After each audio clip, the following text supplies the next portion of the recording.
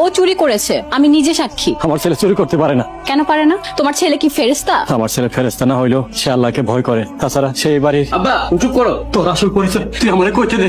না আব্বা তুমি কিছু কইবা না। ও আর কি বলবে? তোর আসল পরিচয় তো আমরা খুব ভালো করেই জানি, তুই একটা চোর।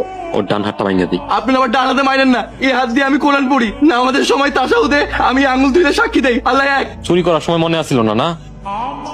আমার কেন যেন মনে হচ্ছে আমার ছেলেটা অনেক বড় একটা বিপদে পড়েছে। তোমার ছেলের সাথে তোমার দেখা হয় না কত বছর হলো, তার কোনো বিপদ হলে তুমি কিভাবে বুঝবে? মায়ের মন সব বুঝতে পারে। আমার মনে হচ্ছে আমার ছেলেটা বড় বিপদে পড়েছে।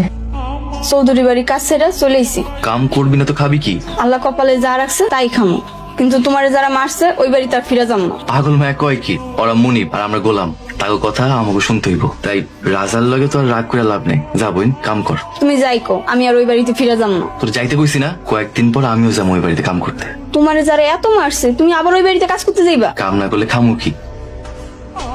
তোরে আমি যে কাম দিছিলাম ওই কাম করছস? ওই কামের কদ্দুর? আব্বা ওই মায়েরা তো অর্ধেক পটায় ফেলছি, আর কয়টা দিন সময় দেন, তারপর দেখবেন রাজকন্যা আর রাজ্য দুইটাই আমার। এই চোরটা এখানে কি করতে এসেছে? ও বলেছে ও আবার এই বাড়িতে কাজ করতে চায়। তুমি একটা চোরকে কাজে রাখবে? ও বলছে ও আর কোনোদিন চুরি করবে না। তুমি ওকে এই মুহূর্তে এখান থেকে বের করে দাও। ম্যাডাম আপনার যেমনি কইবেন আমি তেমনি চলুন, তারপর এই বাড়ি থেকে আমরা বাই করেন না।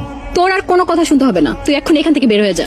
আহা, ও ভালো হতে চায়, ওকে ভালো হওয়ার সুযোগ দিবি না?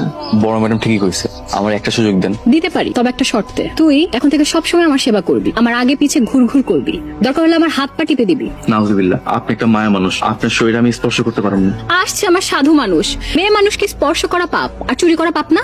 আহা, হয়েছে তো, ঠিক আছে। হাত পা টেপা ছাড়া তুমি সব কাজর করবে, ঠিক আছে? যাও ভেতরে যাও। আমি তোকে উচিত শিক্ষা দিয়েই ছাড়বো। কি ব্যাপার, হাত ধরছেন কেন? আরে আমি কি তোমার হাত ধরতে পারি না? দাও না একটু ধরি। একটু লাই দিয়েছি বলে একদম মাথায় উঠে গেছেন নাকি? কেন তুমি এত রেগে যাচ্ছ কেন? আমি কি তোমার হাত ধরতে পারি না? না, পারো না, কারণ তুমি ভুলে গেছো আমি চৌধুরী বাড়ির মেয়ে।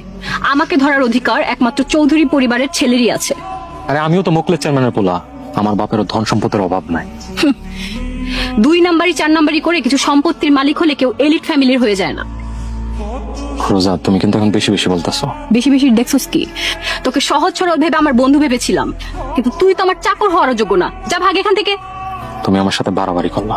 তুমি ভুইলা যাও না আমি মোকলেস চেয়ারম্যানের পোলা।